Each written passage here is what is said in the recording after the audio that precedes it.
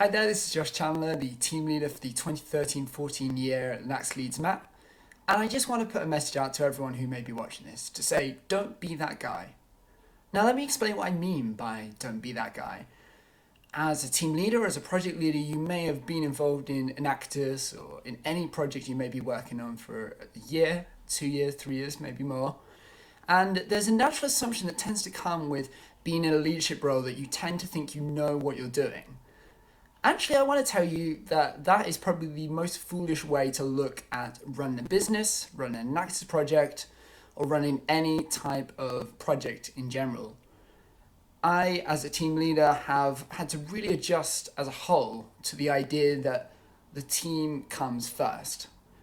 A lot of people assume that when they become a team leader or a project leader, or when they are promoted within a company, that someone has validated them and someone has given them the right to tell people what to do. Now, I'm going to tell you that as a former marketing assistant / director last year, I had a very direct and very abrupt way of doing things.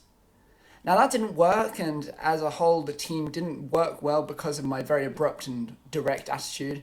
So this year, I've really stepped back, and I think it's one lesson I just want to share with you as team leaders, as project leaders, is that you shouldn't ever be that guy who makes the assumption that they know everything. I know, for instance, that in my team at Enactus Leeds Met, in our team, should I say, Enactus Leeds Met, are a million times smarter than I am.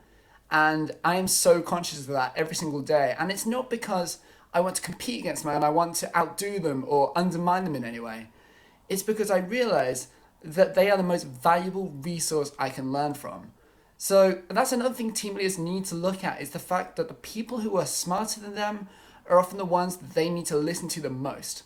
Because without their knowledge and their guidance and support for you as a leader, you are never going to become a better leader. And that's just the official way of putting it, I'm afraid.